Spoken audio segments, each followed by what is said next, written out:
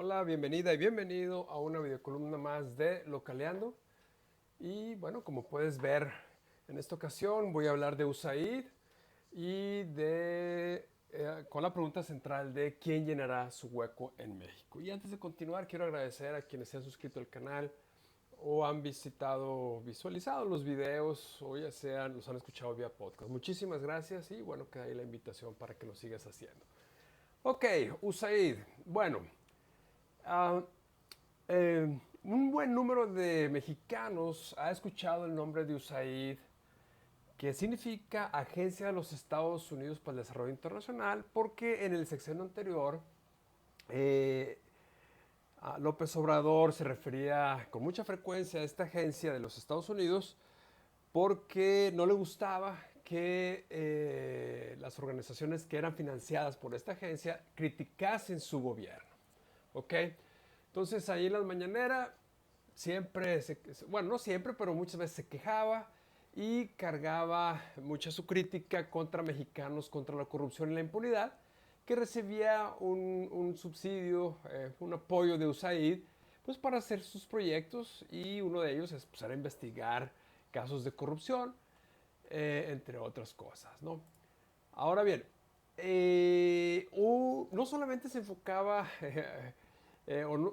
no solamente se enfocaba USAID a financiar este tipo de proyectos, ¿no? Había otros como en el tema de derechos humanos, y ahorita voy a entrar más a esos temas. Solamente señalar que, curiosamente, el día de ayer, Semarnat ya reconoció oficialmente los daños que causó la construcción del Tren Maya, ¿no? Y ante eso estaban planteando un proyecto de restauración integral. Bueno, muchas de las investigaciones que se hicieron, bueno, no muchas, algunas de las investigaciones que se hicieron para documentar todo este daño ambiental, algunas organizaciones fueron financiadas por USAID, que desde entonces alzaron la voz y las alertas, y bueno, ahora finalmente el gobierno mexicano reconoce eso. Pero bueno, vamos a regresar entonces aquí a mi guión, y en este guión yo voy a abordar 5 temas, ¿ok?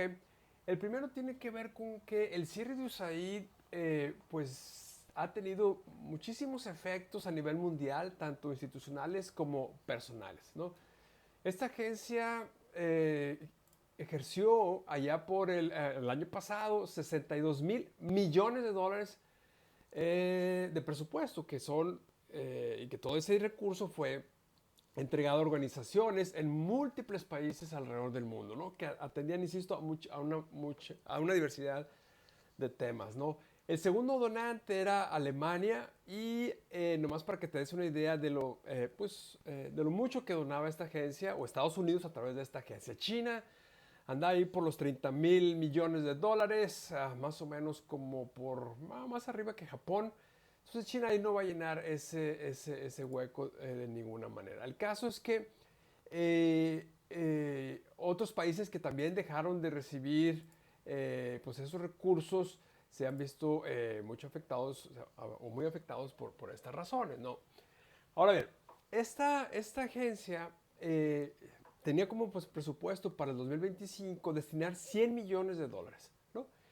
En el país, en México, para financiar, insisto, múltiples proyectos que tienen que ver con el ambiente, el buen gobierno, el acceso a la justicia, la seguridad pública, la salud y otros. Cabe destacar que USAID tiene presencia en México desde finales de los 70 y estos proyectos o estos temas que atiende USAID financiando organizaciones civiles, pues son los mismos que atienden en muchos otros países, nada más que varían los montos, porque cada país tiene sus propias, digamos, necesidades, ¿no? De financiamiento. Entonces, por ejemplo, en Colombia, pues ahí el monto de inversión o de financiamiento era muy alto, ¿no? 389 millones, y en México, insisto, se quedaban 71, 100 millones de dólares. Las cifras varían, ¿no? Pero, por ejemplo, aquí acudo a esta nota de la jornada, donde a inicios de febrero, poco después de que Trump anunció el cierre de USAID, ¿no? Y que causó miles de despidos de esta agencia, 2,000 empleados, solamente en USAID, porque muchísimos miles más han sido despedidos de empresas que le daban servicio a USAID, de empresas y organizaciones civiles que le daban servicio a USAID, o que recibían, insisto, financiamiento de esta entidad. Bueno, entonces, eh, ¿a dónde destinaba este dinero USAID en México? Pues insisto, ya lo cité anteriormente, pero según esta nota, ¿verdad? 25% era para temas de paz y seguridad y el resto, pues, en apoyo a iniciativas de energía y respaldo al sector privado. Y, insisto, te voy a dejar, bueno, haciendo un paréntesis, voy a dejar los vínculos de todas estas notas en la descripción del video para que tú las puedas leer con más calma. Bueno, entonces, insisto, 22% según esta nota a paz y seguridad, acá señala 25%, bueno, hay un poco de discrepancias, pero insisto, otros temas a democracia directa. Y aquí en esta nota, pues tú vas a poder también darte cuenta, pues más o menos cuánto recibió cada uno de estos grupos. Por ejemplo, Mexicanos contra la Corrupción y la Impunidad recibió 2.3 millones de dólares entre estos años, ¿verdad? Y así sucesivamente, ¿no? Ok, ahora, eh, insisto, USAID, a través del financiamiento que otorgaba a las organizaciones civiles y privadas, el mandato no era solo investigar, sino también era desarrollar y construir instituciones, ¿no? En el camino. Por ejemplo, los críticos de USAID en México y el mundo señalaban que su función era solo investigar a gobiernos para derrocarlos. Y bueno, la verdad que para derrocar un gobierno, pues no utilizas otros medios, no utilizas una agencia de esta naturaleza o de este perfil, ¿no? Por lo tanto, ese reclamo es falso. Y yo comento esto porque, pues conozco a USAID, he estado vinculado a ella pues desde el 2002. He participado en varios proyectos de USAID y el primero fue en el desarrollo del sistema de indicadores de desempeño que buscaba pues que los gobiernos municipales en México se midieran, ¿no? A través de indicadores para que pues conocieran su desempeño y lo mejoraran con el ánimo, perdón, de brindar mejores servicios públicos pues a la ciudadanía, ¿no? Entonces, eh, y todos estos financiamientos tenían también como propósito pues apoyar a las organizaciones civiles, es decir, al tiempo que las organizaciones civiles apoyaban múltiples proyectos o muchas temáticas, las mismas organizaciones civiles pues podían irse fortaleciendo de manera institucional, ¿no?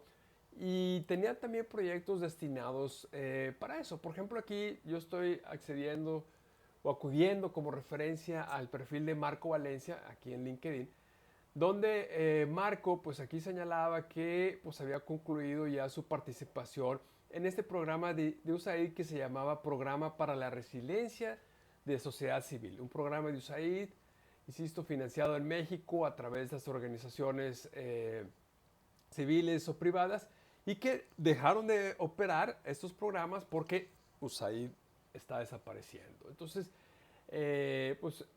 digamos que es algo muy lamentable porque se pierde mucho conocimiento y además mucho talento humano que pues ahora vamos a estar buscando o tratar de buscar oportunidades de financiamiento con otras fundaciones, ¿no? Tanto en México como en el extranjero, pero, y aquí ingreso a mi punto número 4, ¿quién va a cubrir ese hueco de financiamiento y apoyos en México dejado por USAID? Señalé yo recientemente que, bueno, habrá que tocar las puertas en fundaciones nacionales e internacionales, lo cual va a ser un proceso ahora de mucha competencia porque pues todas estas miles de organizaciones civiles que estaban a nivel mundial buscando por financiamiento, pues van a acudir ahora a estas fundaciones de otros países. Porque hay que ser también realistas. En México este tipo de financiamiento es muy poco disponible, ¿no? Hay pocos empresarios y fundaciones donantes en México respecto a otros países, ¿no? Y menos los hay con interés de financiar programas y proyectos que exigen cuentas o evalúan a los gobiernos, como son los proyectos ejecutados por el IMCO, Mexicanos contra la Corrupción, ¿no? Por citar estos dos casos. Entonces la pregunta aquí es, insisto, ¿quién va a cubrir este hueco de financiamiento? Las fundaciones de grandes empresarios como la Fundación Carlos Slim, pues yo la verdad tengo mis dudas porque aquí estoy visitando en su página web y no ha hecho una investigación ahora sí que a fondo para ver el tipo de financiamientos disponible que puede haber. Y si tú tienes un proyecto que busca, digamos, el lado positivo o la colaboración con el gobierno, pues quizás puedas encontrar algo en este tipo de financiamientos. Pero si tu proyecto busca atacar la corrupción o tocar temas sensibles que solamente USAID tocaba a través de su financiamiento, con estas fundaciones mexicanas, pues te vas a topar con pared. Y aquí estoy entrando a uno de los proyectos que financia, a una de las temáticas que tiene Carlos Slim, que es justicia, ¿no? Aquí, si tú entras a su proyecto de Vive Más Seguro, pues vas a encontrar una serie de recursos pues para que los servidores públicos y las personas interesadas se capaciten y conozcan más de la prevención de la violencia y bueno, obtengan conocimiento y habilidades para aplicar ese conocimiento en programas que desarrollen con los gobiernos, ¿no? Pero insisto, si tú quieres aquí encontrar, ¿verdad? Financiamiento para investigar casos sensibles en el tema de seguridad, ¿no? Que vaya a poner entredicho el desempeño, la gestión de un gobierno estatal o municipal o el federal, simplemente no lo vas a encontrar, ¿verdad? Eh, o lo vas a encontrar, pero vas a batallar muchísimo para dar con él. Y ya para ir terminando y no hacer más largo este video columna, cierro con mi último punto. Sheinbaum celebró el cierre de USAID de manera, pues, también en su mañanera, muy al estilo de AMLO. Y esa vez que abordó el tema, Sheinbaum dijo, tiene tantas cosas USAID que la verdad, sí, mejor que la cierren. Y que en todo caso, si va a haber ayudas para distinto tipo, que abran otro tipo de canales, que sean transparentes, que ese es el tema, el gran tema. Perdóneme, Presidenta, ¿transparentes?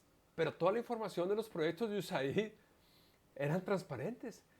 De hecho, su gobierno y el de AMLO y todos los gobiernos estatales o municipales que han colaborado con USAID por los proyectos estaban muy bien descritos y muy claros sus reglas de participación. Lo que pasa es que hay que ser sinceros y simplemente no le gustaba que los proyectos de estas organizaciones civiles, ¿verdad?